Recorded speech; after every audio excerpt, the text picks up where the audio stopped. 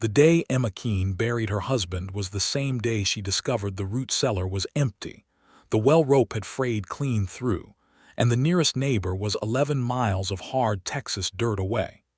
She stood at the grave she had dug herself, because there was no one else to do it, and she pressed the back of her wrist to her forehead and looked out over the flat, sun-baked land that stretched in every direction like God had ironed it.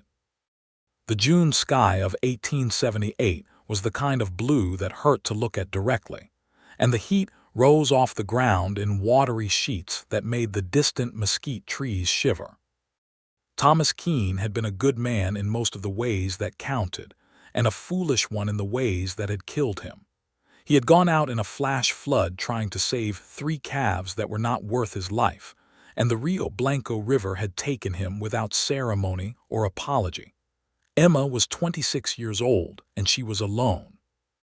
She had $17 in a tin box beneath the floorboard of the bedroom, a milk cow named Bess who was getting on in years, a kitchen garden that the summer heat was doing its level best to murder, and a house that needed a new roof before autumn rains arrived. She had no family within 400 miles. Her nearest neighbor to the east was old Harlan Prout, who was half-blind and barely managing his own affairs, and the town of Cutter's Creek was a full day's ride if she took the wagon. She stood at that grave for a long time. She did not cry.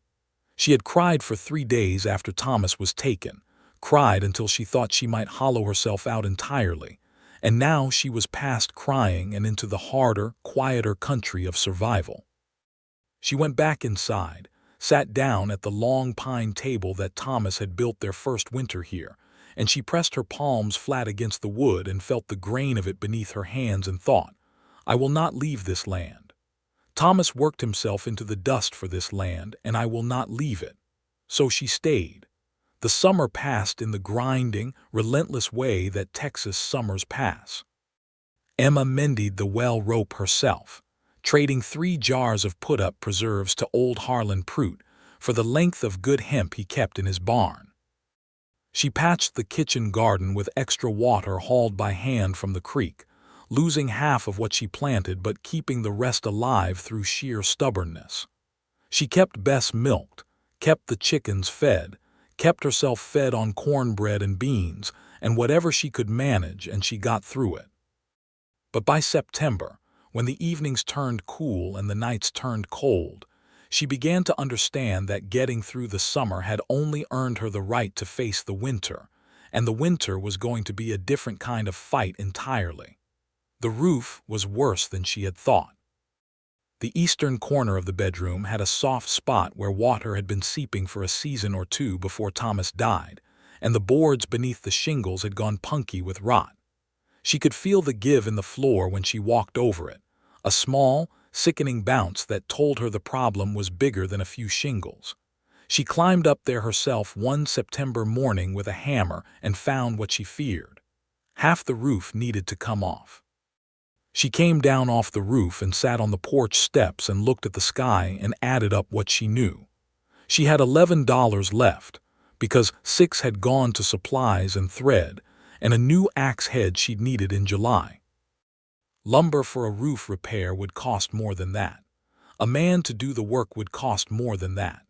She could sell one of her 3 remaining calves, but they were her breeding stock for next spring, and if she sold one, she was cutting into her future income in a way that might spiral. She sat there a good while, and that was when she heard hoofbeats on the road. She looked up and saw a rider coming down the track that led from the main road to her gate.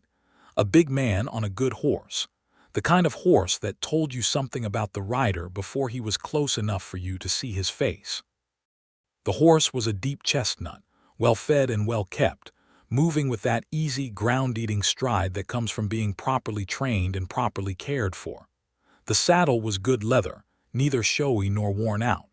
The man sat it straight, not the lazy sprawl of a drifter, not the rigid overcorrection of someone trying to look impressive, just the natural, settled ease of someone who had been on horseback most of his life. He pulled up at her gate and touched his hat. He was perhaps 30, or close to it, broad through the shoulder with a face that had spent a great many years in open weather, tanned to the color of old oak, with dark eyes under the brim of a well-worn hat that had seen real use and not just decoration. He was clean-shaved, which was notable.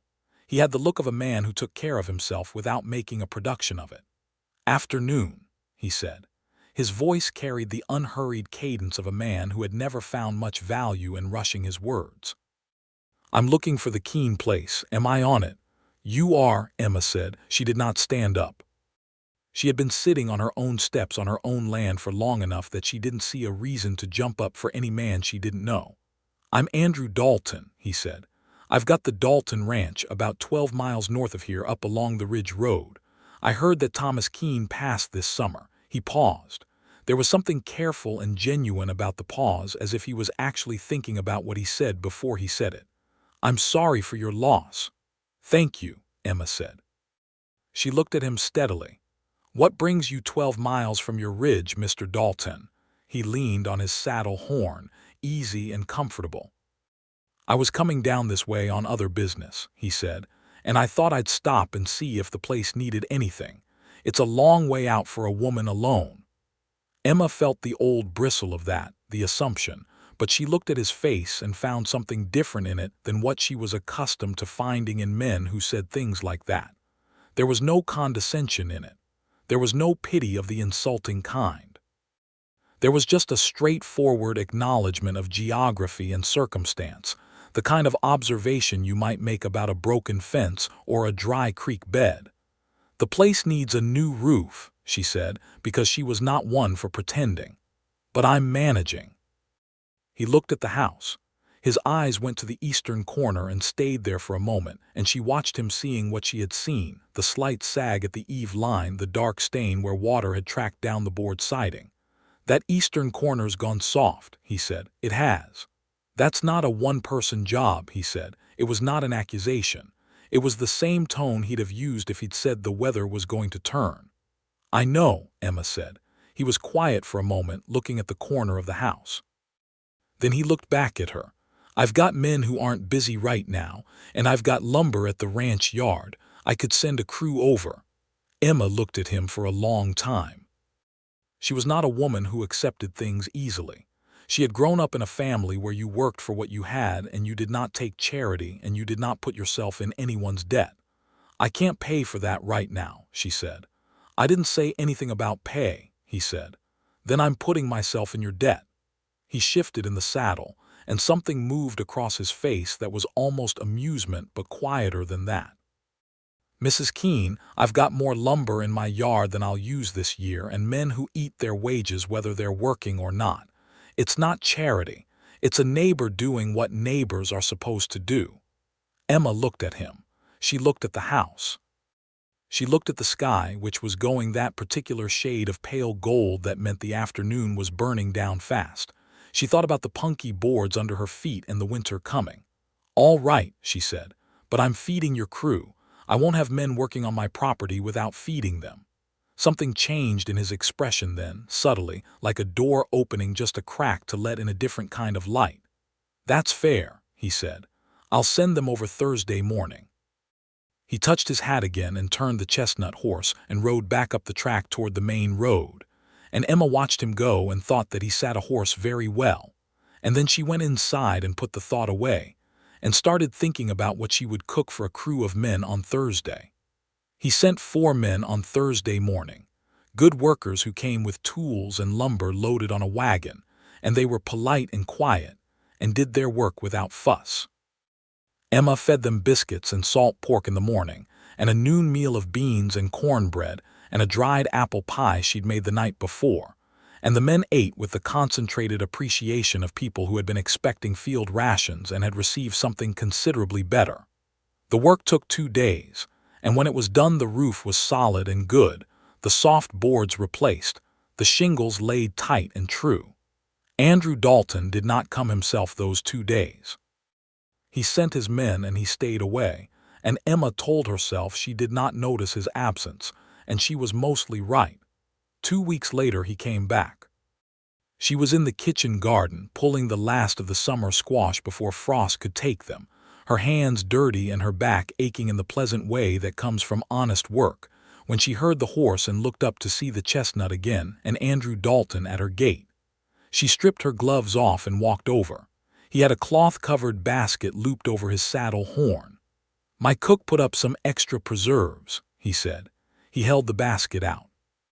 "She said she always makes too much and nobody at the ranch eats them." Emma took the basket and looked at him. There were 6 jars of preserves in it, quince and wild plum and something that looked like cactus apple, all neatly sealed and labeled in a careful hand. "Your cook has very good handwriting," Emma said. "She does," he said, with that almost amusement again. "She's been with my family since I was 7 years old. She can also shoot a rifle better than most of my hands, but I try not to advertise that." Emma laughed. It came out of her before she could think about it, sudden and genuine, and it surprised her a little because she could not remember the last time she had laughed. The sound of it seemed to surprise him too. He looked at her with a directness that was just a beat longer than polite, and then he looked away at the garden. "You've got good squash," he said. "I do," she said. "Would you like to sit down? I can make coffee." He hesitated, and she could see him weighing something. Then he swung down from the horse and tied the reins to the fence post and said, "I'd like that." That was how it started, not with any declaration or intention, not with any plan on either side. He tied his horse to her fence post, and she made coffee in the kitchen, and they sat at opposite ends of Thomas Keene's long pine table, and they talked. He was easy to talk to in the way that some people are easy to breathe around. He did not pepper her with questions or fill every silence with noise. He spoke when he had something to say, and he listened when she spoke. And he listened with his full attention, the kind of listening that makes you feel like your words are being considered rather than just heard. She learned that he had come to Texas from Missouri at 19 with very little money and a great deal of stubbornness, that he had worked other men's cattle for 6 years before he had enough to start his own small herd, and that 12 years of careful work had built the Dalton Ranch into one of the largest operations in the county. He employed 24 men year-round. He ran 2,000 head of cattle. He had a house that she imagined was considerably more substantial than her own. She told him about coming to Texas herself, about meeting Thomas at a church social in San Antonio when she was 22, about following him out here when this land was just a dream he had. She did not tell him the harder parts, not yet, but she told him enough that he would understand who she was, and she could tell that he was listening to all of it, the said parts and the unsaid ones. He stayed an hour and a half. When he left, he said he would check back in a few weeks, and he said it plainly, not as a question but not as a demand either, just as information. "You're welcome to," Emma said, and she meant it. He came back 3 weeks later, and then 2 weeks after that, and then the visits began to come more often and to last a little longer each time. He brought things with him, always something practical and never something that felt like charity. A coil of new rope, a box of nails, 2 young laying hens when he heard her old ones had stopped producing. Emma received these things the way she received everything in her life, with clear eyes and steady hands, and she began to understand something about Andrew Dalton that she had not expected to find in a man of his means. He was not performing generosity. He was not showing off. He did these things the way you might pick up a stone from someone's path, because the stone was there and you had hands. The town of Cutters Creek knew about his visits before Emma had thought to wonder what the town thought. She heard it when she drove the wagon in for supplies in November, from the postmistress, who was a woman of enormous civic energy named Hetty Carroll, who had the gift of conveying an enormous amount of meaning with very little appearing to be said. "Andrew Dalton's been riding down Keene Road regular as a clock, I hear," Hetty said, wrapping Emma's parcel of thread and flour in brown paper. "He's been a good neighbor," Emma said. Said Hetty Carroll, which communicated volumes. Emma drove home thinking about it. She thought about the table in her kitchen, Thomas's table, where she sat across from Andrew Dalton and drank coffee and talked. She thought about the fact that she had set 2 cups on that table now a dozen times without once thinking of it as anything other than natural and right.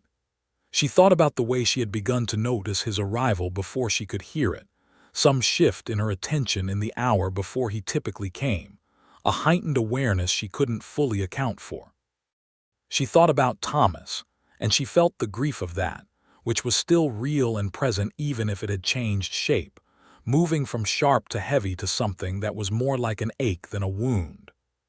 She had loved Thomas. She had been faithful to Thomas. But Thomas was gone, and the ground didn't stop being under your feet because you had loved someone who was no longer there. She put the horses in the barn and carried her parcels inside and set them on the table and stood in her kitchen in the November light. And she told herself the truth, which was that she looked forward to Andrew Dalton's visits more than she looked forward to anything else, and that there was no sensible reason to pretend otherwise.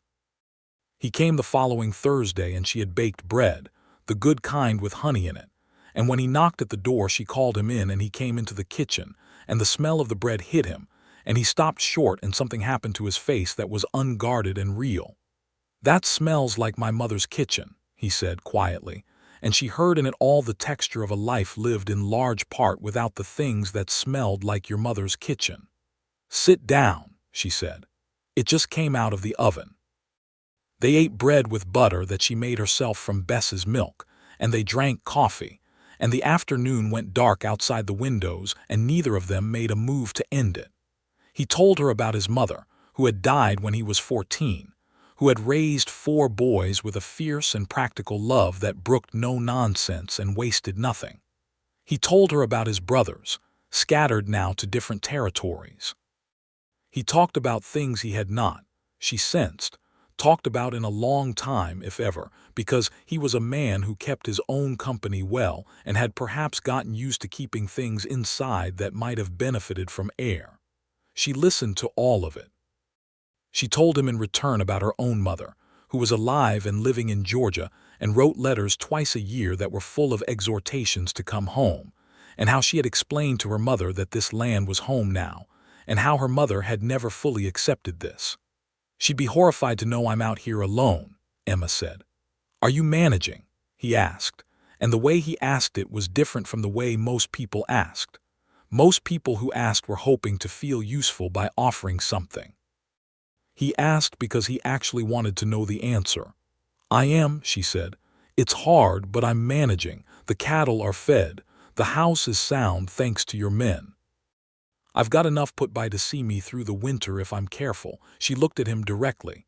"Next spring I'll need to decide some things, whether to hire a hand or try to manage the herd myself, whether to sell and go to town or stay."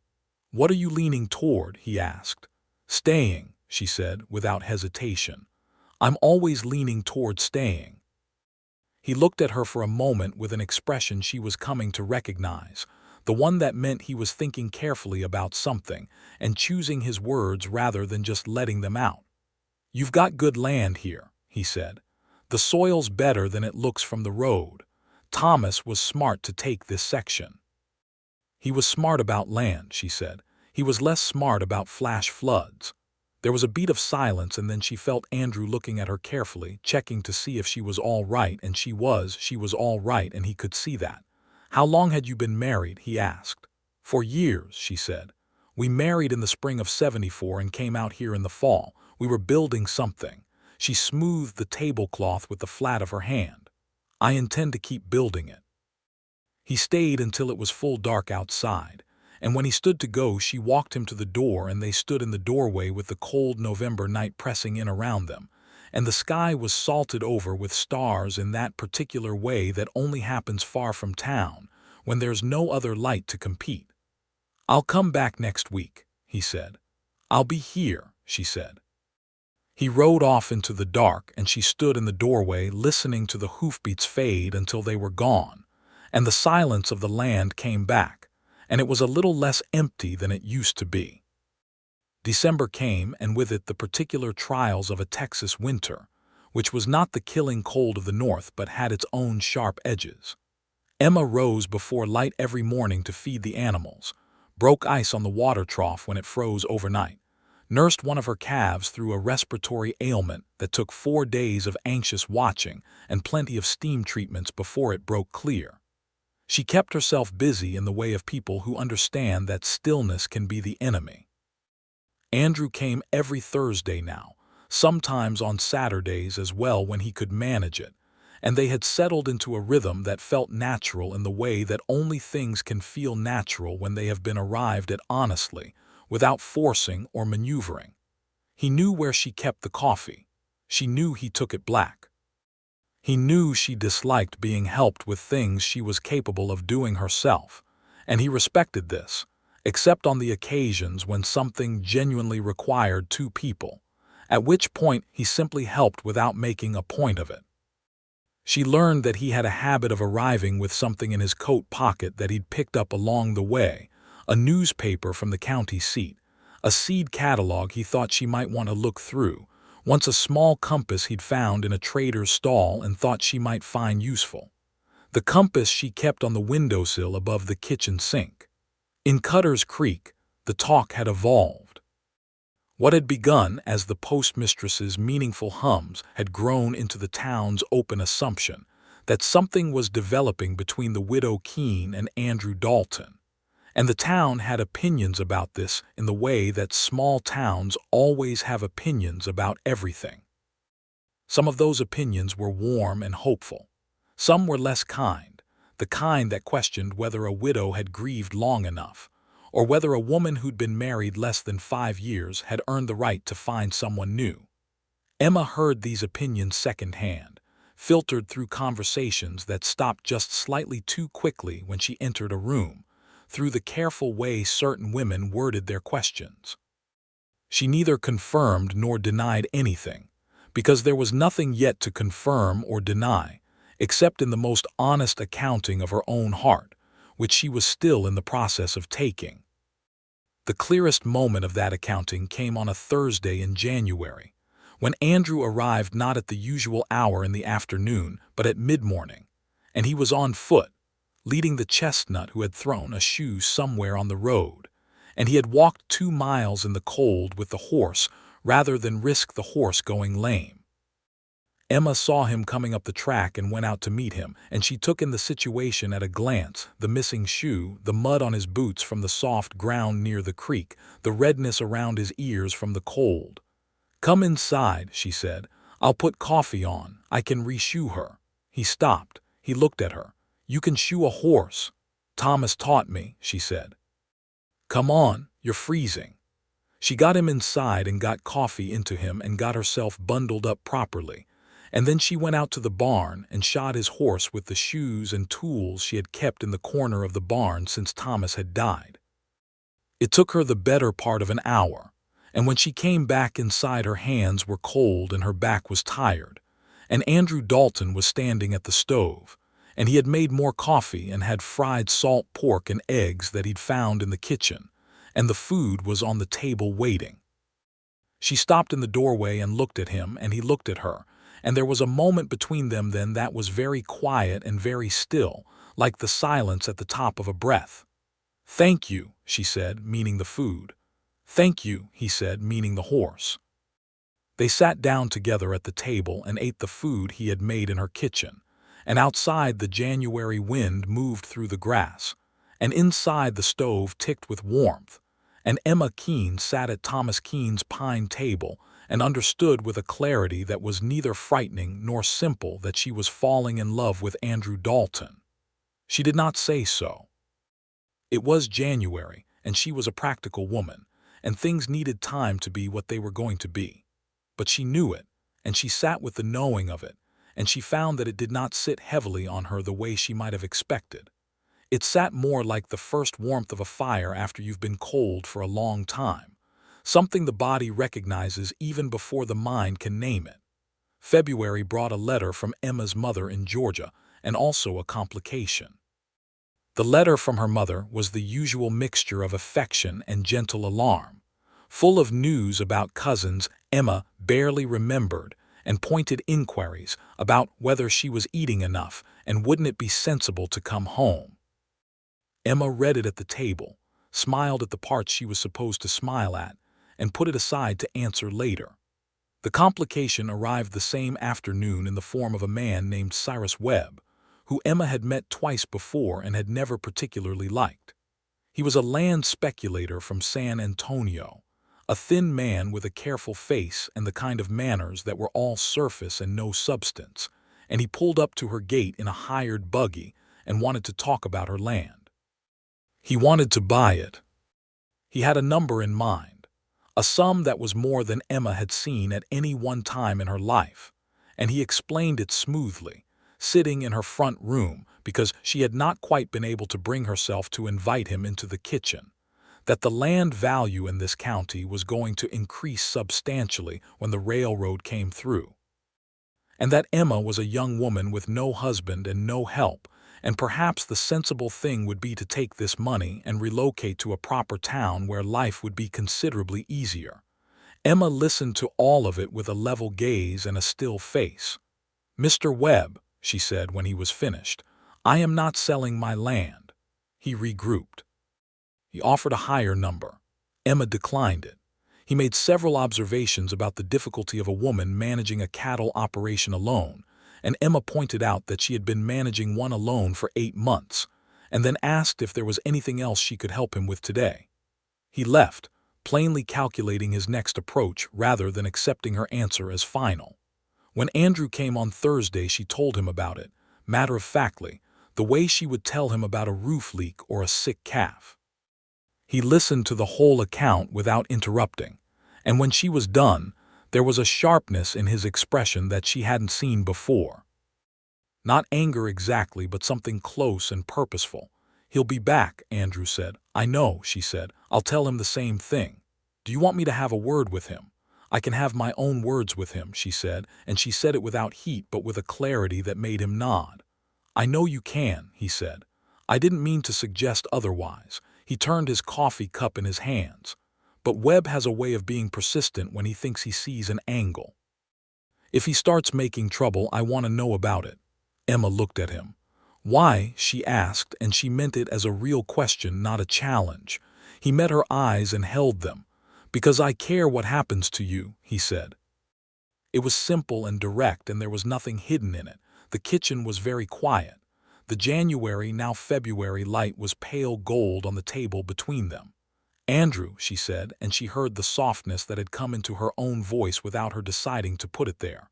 "I know this is soon," he said. "I know it hasn't been a year. I'm not pushing for anything. I just want you to know where I stand." She looked at her hands on the table.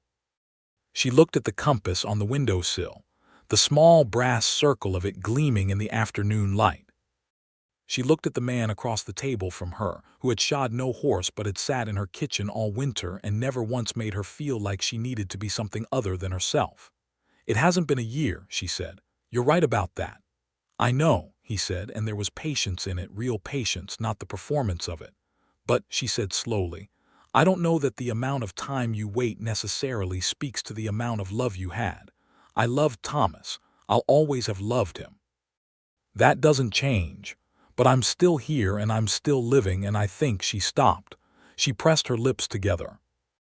"I think you are the best person I have met in a very long time, Andrew Dalton, and I would be a fool not to acknowledge that." He was very still across the table. "I'm not asking you for anything," she continued. "I'm not making any promises or any declarations. I'm just telling you the truth because you told me the truth and it seems only fair." He reached across the table and put his hand over hers, and she let him, and they sat like that for a while with the fire ticking and the afternoon going golden outside. And it was one of those moments that don't have a precise name but that stay with you the rest of your life. March arrived, and with it the end of winter and the beginning of the stretch of work that meant spring on a cattle operation.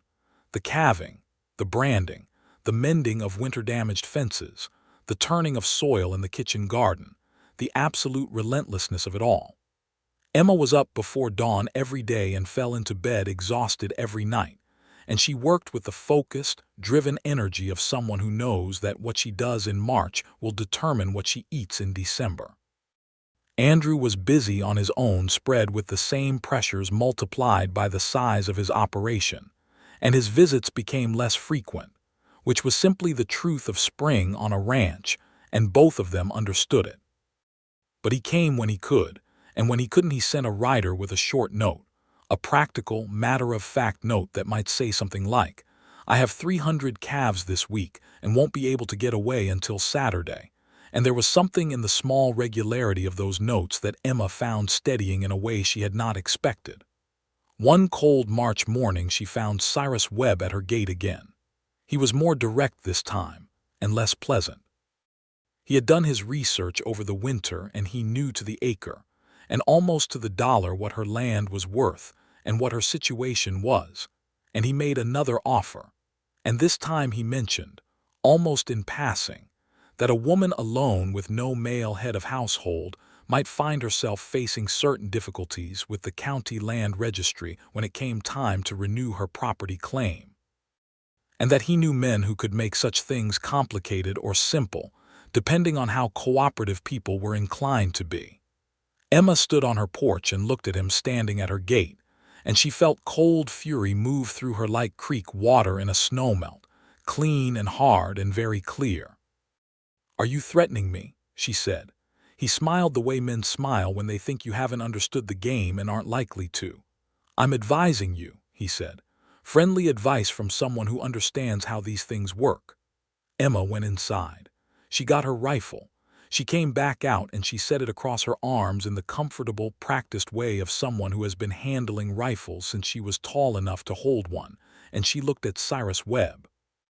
"I understand exactly how these things work," she said. "The Homestead Act of 1862 and its revisions give a widow clear right to maintain her husband's claim. My name is on this deed alongside my husband's, and has been since we filed it.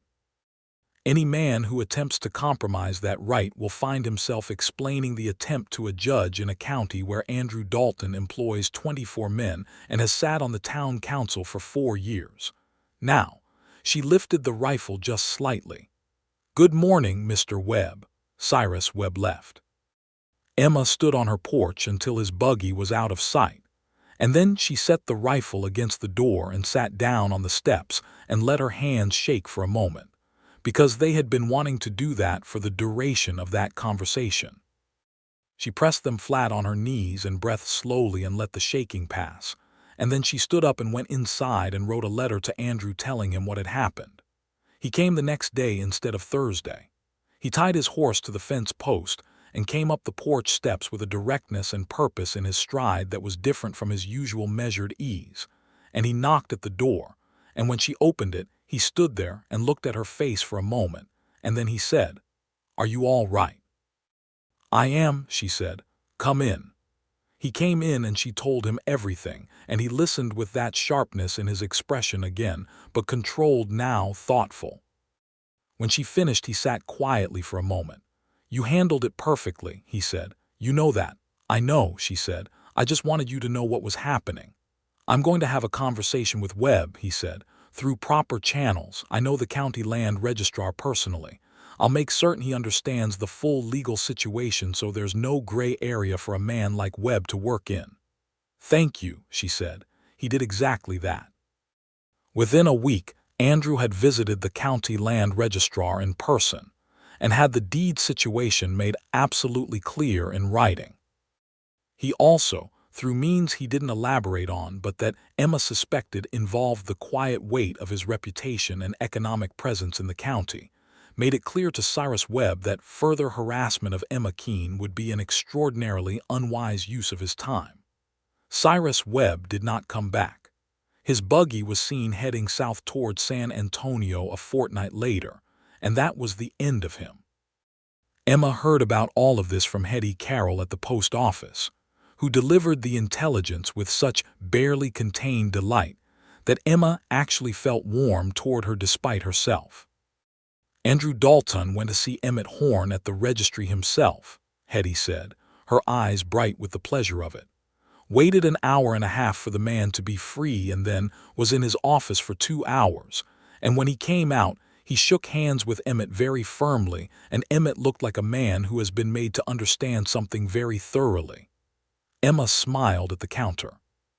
She bought her flour and her thread, and she drove home thinking about a man who would wait an hour and a half in a county office to make sure her deed was secure, who would do it quietly and without expecting anything from her for having done it, who would send her a note afterward that said simply, "It's handled.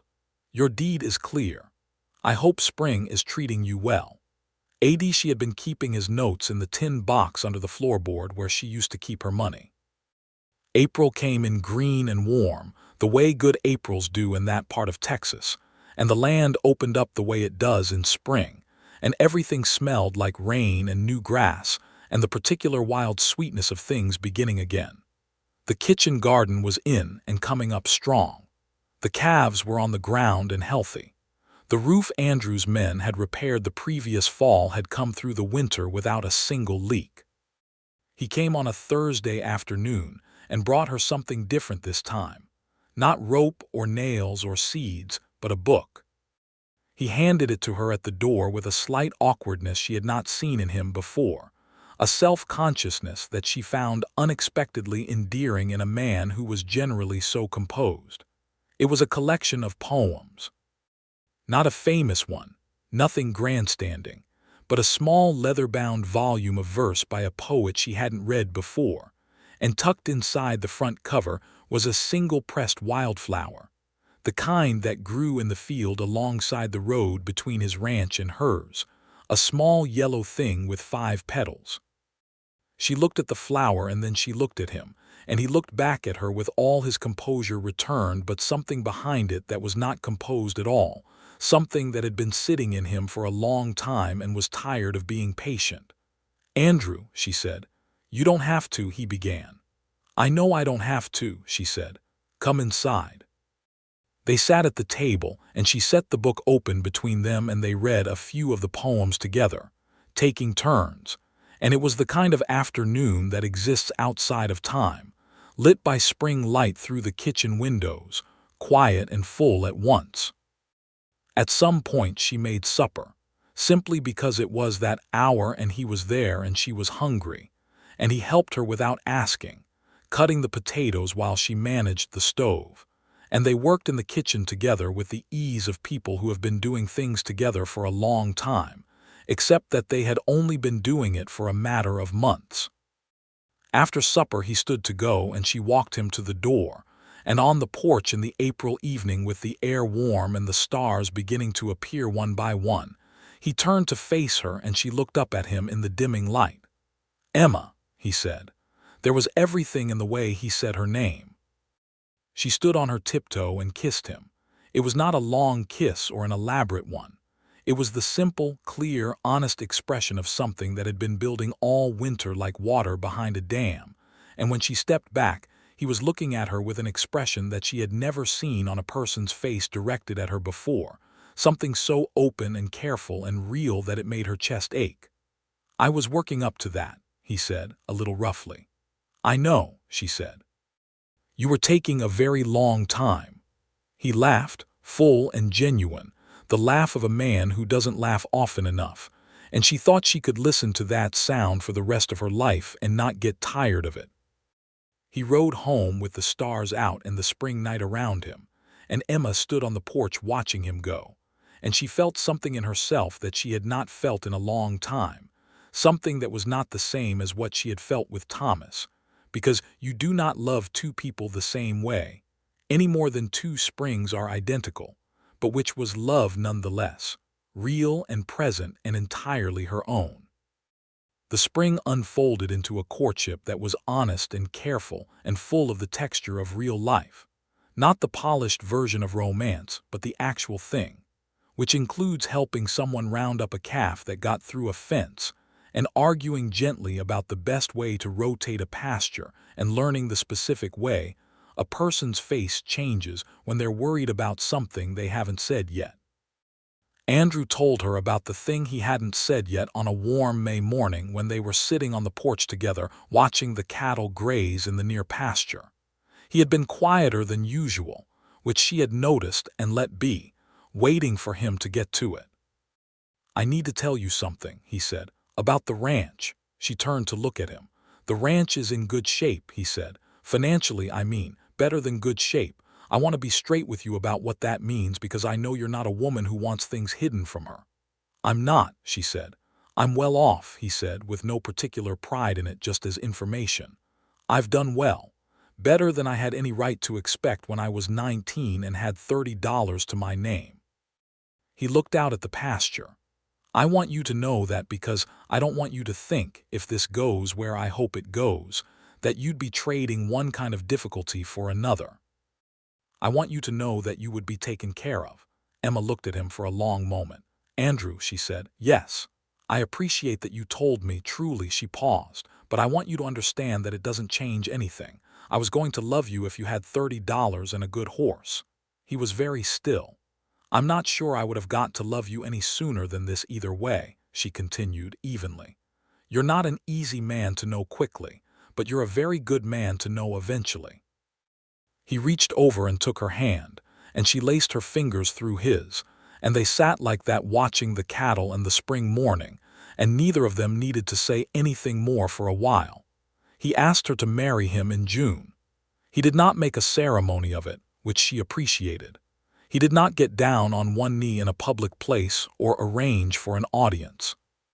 He asked her at the kitchen table, where they had been sitting together since October, over the last of the coffee one Thursday evening, in that particular hour when the day has given up its heat and the night air comes through the windows smelling of grass. "Emma," he said, "I'd like you to marry me, if you're willing." She looked at him across the table that had been empty for so long, and was not empty now, across the pine surface that Thomas had built, and that had been the center of her life through all the months of grief and difficulty, and slow, careful rebuilding. She looked at Andrew Dalton, who was the richest cowboy in the county and who had sat at this table through all of it, through the cold November with the bread and the January with the horse and the February with Cyrus Webb and the April with the book of poems, who had come back every time and never pushed and never pretended and never asked her to be anything other than exactly who she was. "Yes," she said, "I'm willing."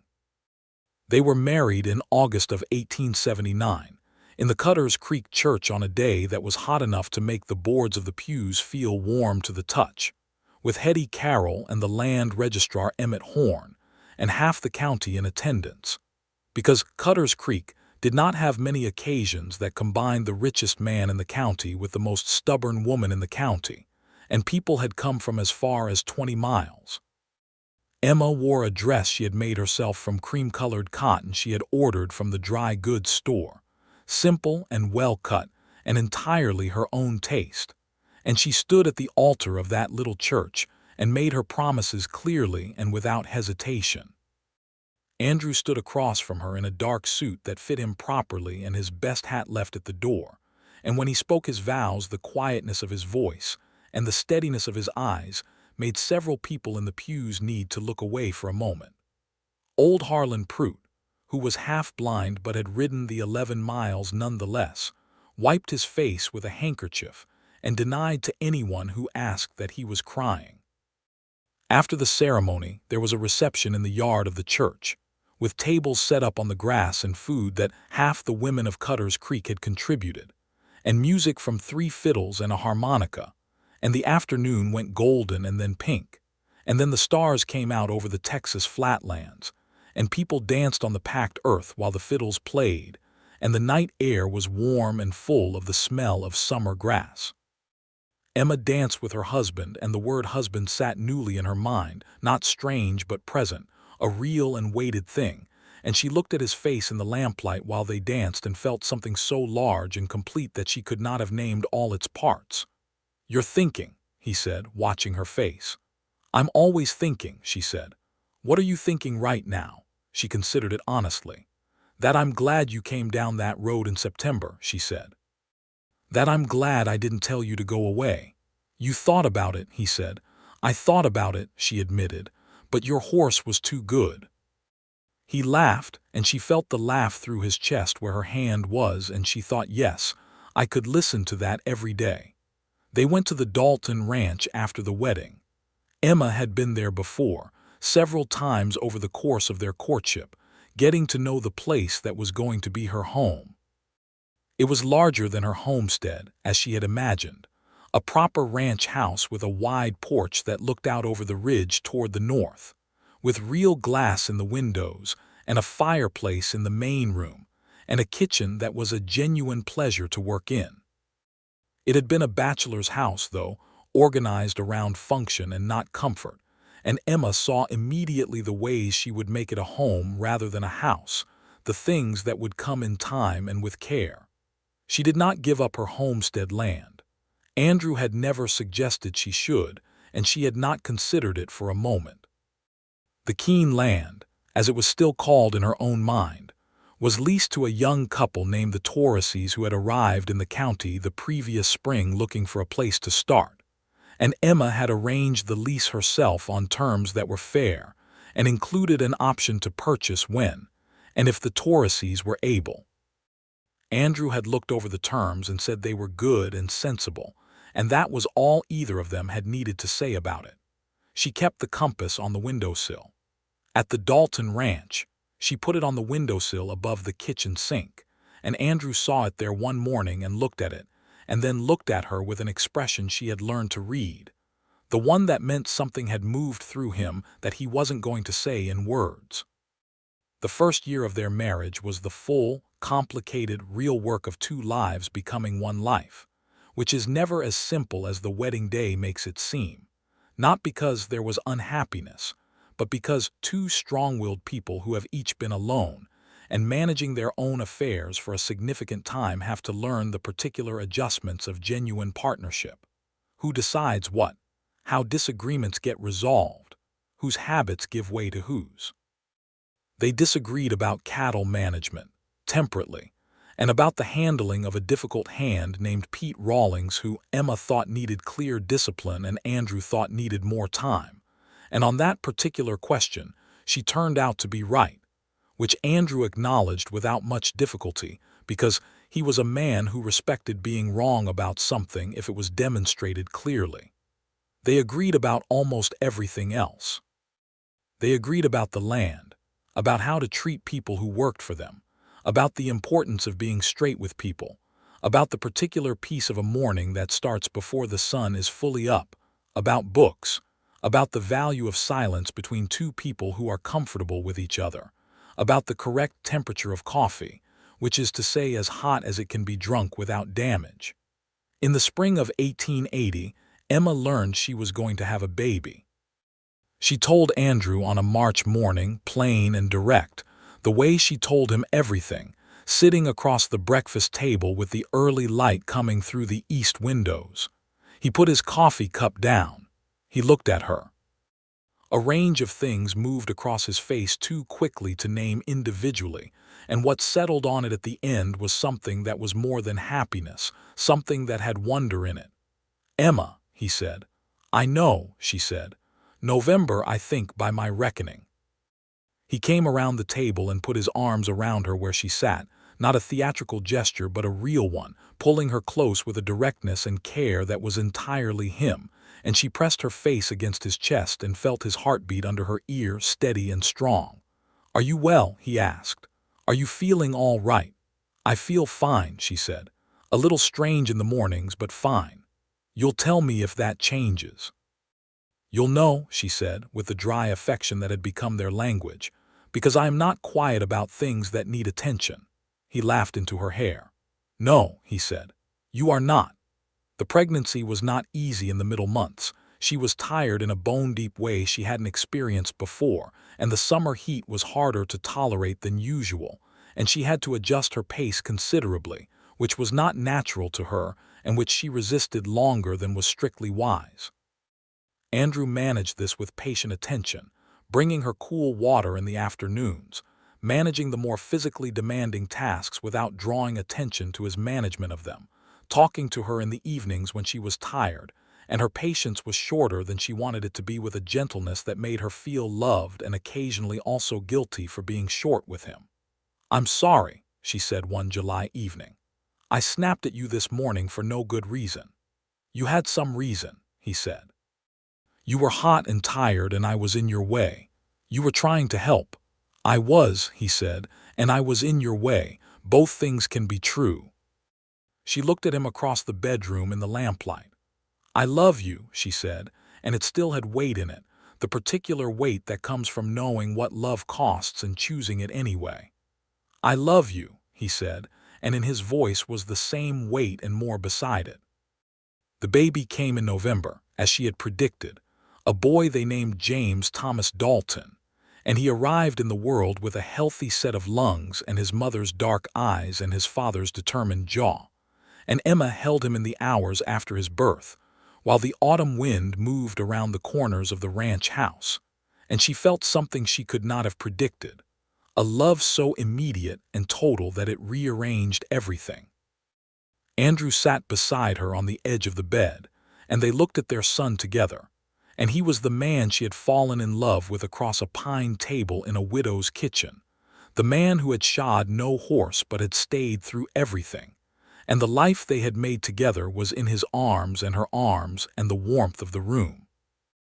James was a loud, energetic, thoroughly opinionated baby who grew into a loud, energetic, thoroughly opinionated toddler, and Emma managed him with the same practical firmness she brought to everything. And Andrew was a father of such attentive patience that his ranch hands, who were not sentimental men, were observed on more than one occasion watching him walk the yard with the baby on his shoulder and exhibiting expressions that they would have denied if questioned. Cutter's Creek continued to be Cutter's Creek, which meant that it had opinions and expressed them. The town had come to accept the Dalton marriage as one of its better stories, and Emma's reputation in the county had solidified into something she was genuinely satisfied with. A woman who ran her land well, spoke her mind, took no nonsense from anyone, and was, people said, the reason the Dalton ranch ran as smoothly as it did, since Andrew Dalton was a good man but Emma Dalton was a force of nature. She went to town more often than she used to, now that she was not making the trip alone, and she had formed genuine friendships with several women in Cutter's Creek, including, improbably, Hetty Carroll, who turned out beneath the gossip to be a woman of sharp intelligence and great loyalty, and who became something close to a confidant over the years. Old Harlan Prout died in the winter of 1880, and his land and house passed to a nephew in Louisiana who had no interest in farming Texas hardpan. Andrew bought the property from the nephew at a fair price, which solved the nephew's problem and meant that the nearest neighbor to Emma's leased homestead was now part of the Dalton operation, which felt, to Emma, like something coming right that had been tilted wrong. The Torreses were doing well on the Keene land. Maria Torres had a garden that made Emma's old effort look modest by comparison, and her husband Diego had the gentle, patient talent with cattle that some people are simply born with. Emma visited them regularly and watched the land being cared for by people who were building something on it, and she felt a kind of peace about it that she had not expected, as if the land was not lost to her but given to something good. In 1882, they had a second child, a daughter they named Clara Ann, who came into the world with red hair that neither of her parents could account for, and an absolutely sunny disposition that was a complete mystery given the temperaments on both sides of her family. Clara was the kind of baby who smiled at everyone indiscriminately and appeared to find the whole world deeply interesting, and Andrew, who had managed not to be obviously besotted with James until James was at least 3 months old, was besotted with Clara from approximately the first hour. Emma watched him with the infant daughter and felt the full warmth of knowing that she had found someone who would be exactly this, exactly present, exactly real, in all the moments that mattered. The ranch continued to grow through the early 1880s, the cattle herd expanding, a second bunkhouse added to accommodate the growing number of hands, a partnership formed with a cattleman from up along the Brazos River that opened markets in the north. Andrew managed all of it with the same steady, undramatic competence that had built the ranch in the first place, and Emma was involved in all the decisions that touched the land and the operation, because they had established from the beginning that this was her ranch as much as his, and the books were open to her, and her opinion was sought and genuinely considered, not as a courtesy, but as a necessity. There was the question of the railroad, which came up again in 1883 when a survey team was seen in the county, moving through the land with their instruments and their notebooks, drawing the future of the region in pencil lines on paper. The railroad would change everything if it came through. The town of Cutter's Creek was alive with speculation about exactly where the line would run and what it would mean for property values and cattle shipping and the general economy of life in this part of Texas. Andrew and Emma had long conversations about what the railroad would mean for the ranch and about the right response to the surveyors and the land agents who would inevitably follow them. Emma had learned a great deal about land agents from Cyrus Webb, and she was not naive about the way money changed the character of the country it moved through. She watched the survey team, and she thought about the families in the county who were vulnerable to the same pressure she had faced in the winter of 1879, and she raised this at the Cutter's Creek Town Council meeting in the fall of 1883, standing up in the back of the Assembly Hall and speaking in her clear, even voice about the need for the county to establish clear property protections before the railroad interests arrived in force.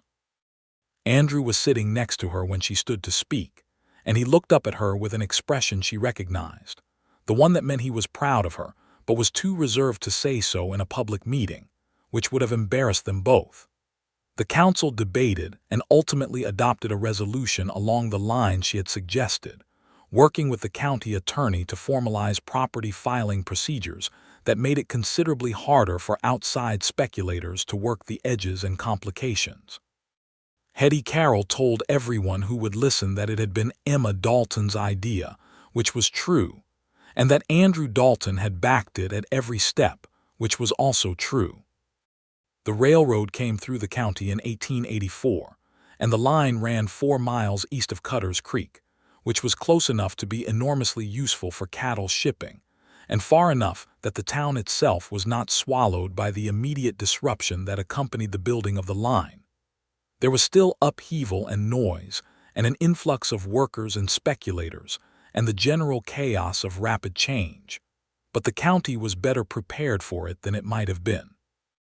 Emma watched all of it with the same clear, steady gaze she brought to everything, and she stood on the ridge behind the ranch house on a September afternoon in 1884, with James running in the grass behind her and Clara on her hip, and she looked out over the land that she had decided not to leave 6 years ago, the land that had tested her every way a land can test a person, and she felt the full, settled weight of having stayed.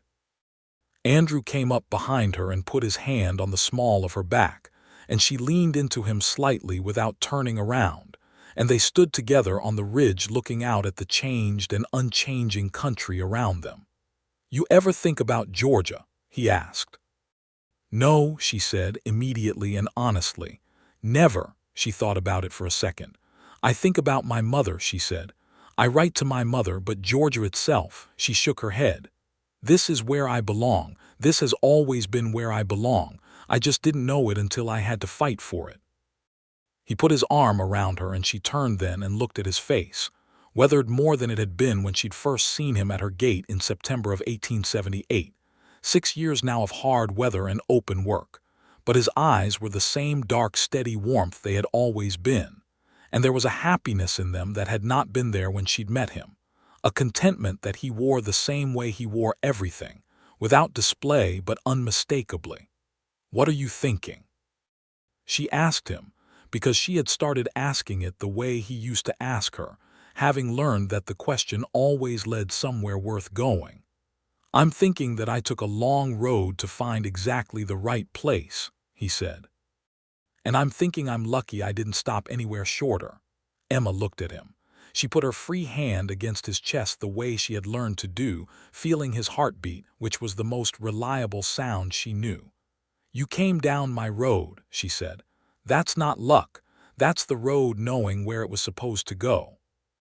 He covered her hand with his, and they stood there, the two of them and the children and the wind coming up off the ridge, and the land spread out below them in every direction was theirs, not in the way that conquest is ownership, but in the way that belonging is ownership, the way a place becomes yours because you gave it your years and your work and your grief and your love, and you are made of it now, and it is made of you.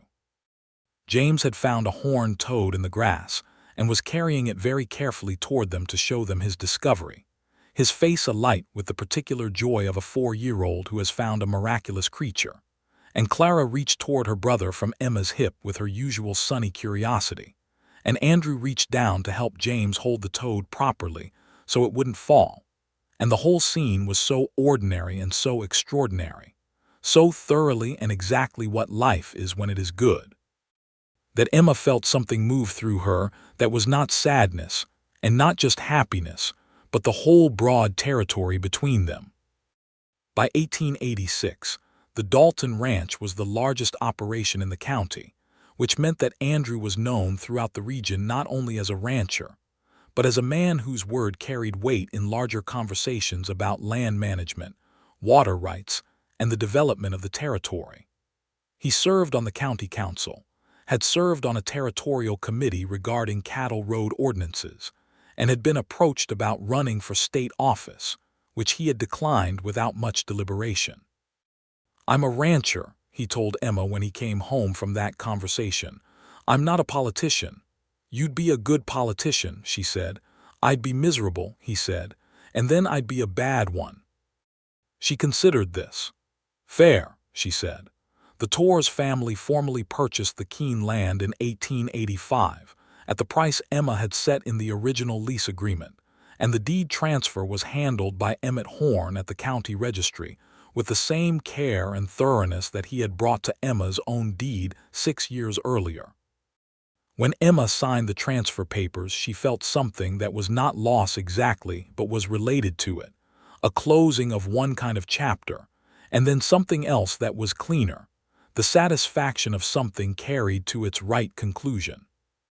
Diego Torres shook her hand at the signing and said, in the direct, honest way of a man who chose his words carefully because there weren't many to spare, "Your husband and you gave us the chance at this land. We will take care of it." "I know you will," Emma said. "I've seen you take care of it."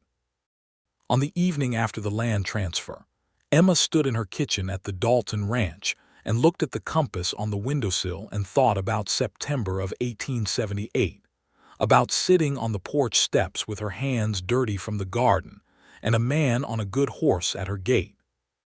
She thought about Thomas, who had built the table and the dream and gone into the river for 3 calves, and she let herself sit with that grief for a moment, quietly and honestly, because grief does not go away, it just learns to live alongside other things. She thought about the table itself, which she still had. When she and Andrew had moved her things to the ranch house, she had brought the pine table, and it sat now in the back room they used for record-keeping, solid and unchanged, the grain of it as she had always known it. Andrew had said nothing when the table was brought in, just helped to carry it where she directed and positioned it where she wanted it, understanding without explanation why it was there. She thought about all the things that the empty table had been, the centerpiece of her solitude, the place where she had made her plans and eaten her lonely meals and pressed her palms to the wood and told herself she would not leave. And then the table where she had set 2 cups without thinking, where she had learned a person across the pine grain through the long, careful months of an honest winter, where she had eaten bread with honey and heard about a mother who was gone and a boy who became this man. The table where she had been asked and had said yes. She heard the back door open and Andrew came in from the evening rounds, boots on the floor, hat on the peg, the sounds of him that she knew as well as she knew her own. He came to the kitchen and found her at the window and stood in the doorway looking at her in the way he sometimes did when he thought she was somewhere in her thoughts and he didn't want to interrupt. "I'm here," she said, without turning around. "Not far." "I know," he said, and came in and stood beside her, looking out the window at the darkening yard. "I was thinking about the table," she said. He knew which table she meant. He always knew. "Do you want to bring it back in here?" he asked. She thought about it. "Maybe," she said, "not in the kitchen, but somewhere where I can see it." "The front room," he said, "by the window there." She turned and looked at him. The lamplight was soft on his face, and outside the stars were beginning, one by one, and the ranch was quiet in the particular full way of a working place at the end of a working day. "Yes," she said, "that would be right." He moved the table himself the next morning, Emma directing and helping where needed, and they settled it in the front room by the south window where the light came in good in the mornings. And Emma set a small vase of dried grasses on it, the kind that grew along the road between what had once been her land and what was now their land. And it was right, exactly right, the way things are when they have found their proper place. In the spring of 1887, Emma was 35 years old, and the county in which she lived was on the edge of becoming something more organized and more complicated than what it had been when she had arrived in it. And the rangeland was changing under the pressure of more people and more fences and more competing claims to water and grass. She and Andrew talked about all of it, talked about what it meant for the ranch in the years ahead, talked about James, who was 7, and Clara, who was 5, and what kind of country they would grow up in. The conversations were long and serious, and also peppered, as their conversations always were, with the particular specific humor of two people who know each other very well and find each other genuinely funny. They were in bed one April night, the window open to the warm spring air, the lamp turned down low, and Andrew was talking about the water rights situation on the eastern ridge, and Emma was listening with one hand behind her head and the other resting on the quilt, and she felt very suddenly that she was exactly where she was supposed to be. Not as an abstract thought, but as a physical certainty, like knowing which direction is north. She turned her head to look at him on the pillow beside her. He was still talking, though he had noticed her looking, she could tell by the slight change in his expression, and he trailed off mid-sentence and looked back at her. "What?" he asked. "Nothing," she said. "I'm just looking at you." He was quiet for a moment in the way she had come to love, the particular quiet of a man who is sitting with something and not rushing past it. "Emma Keene," he said, which was what he called her sometimes, still her own name, as if he wanted to remember who she had been before she was his. "That's me," she said. "I came down a road in September," he said, "and you were sitting on your porch steps." "I was. I have thought about that moment," he said, "approximately every day since." She moved closer to him on the pillow. Outside, the spring night was soft and full of crickets and the distant low sounds of cattle on the ridge, and inside the lamp burned low and the house was quiet with sleeping children, and this was her life, this exactly, made from nothing but stubbornness and work and the particular grace of a man who had come down her road. "I thought about sending you away," she said. "I know. I'm glad I didn't." "So am I," he said, and the words were simple, but the weight behind them was all of it, all 7 years and all the seasons of it, the roof and the bread and the compass and the poems and the ring and the children and the morning table, and the years of honest work and honest love, and the whole long, beautiful particular truth of their life together. She put her head on his shoulder the way she always did, and he put his arm around her the way he always did. And the spring night passed over the Dalton ranch and over the land that stretched in every direction around it, and the stars moved in their slow courses overhead. And Andrew Dalton and Emma Keene lay in the quiet of all they had built and held each other, as the lamp burned to nothing and the darkness came in soft and full of the smell of Texas spring. Warm and full of the promise of another morning, another season, another year of the good and stubborn work of being alive and in love in the world they had made from a widow's empty table, and a man with the patience to sit there. And in the front room, by the south window, the pine table that Thomas Keene had built caught the last of the starlight through the glass, and the dried grasses in their vase were still and silver in the dark, and the compass on the kitchen windowsill held its needle steady, pointing north, as it always had, as it always would. Emma woke the next morning before the sun, as she always did, and she lay for a moment listening to Andrew breathing beside her and to the first bird starting outside and to the particular silence of the world before it fully begins, and she thought, "I am here. I stayed. I built this."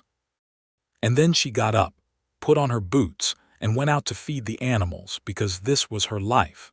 And she loved every part of it, even the cold mornings and the hard work, especially the cold mornings and the hard work, because everything she had was on the other side of those mornings, warm and present and entirely real, and she would not have traded a single morning of it for anything the easier life might have offered.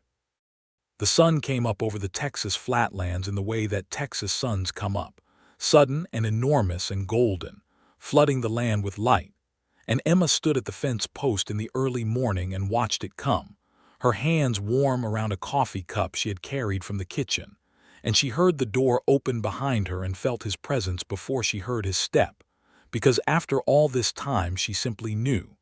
He came and stood beside her. He took the coffee cup from her hands and drank from it, and handed it back without asking, a small daily intimacy that she had come to love more than she could reasonably explain. They stood together watching the sun come up over their land, and the light fell on everything, on the ranch house and the barn and the calves in the near pasture and the ridge to the north and the road that ran south toward Cutter's Creek, the same road he had come down all those years ago, and it was all of it, exactly and entirely enough. "Good morning," Andrew said. "Good morning," Emma said. And it was.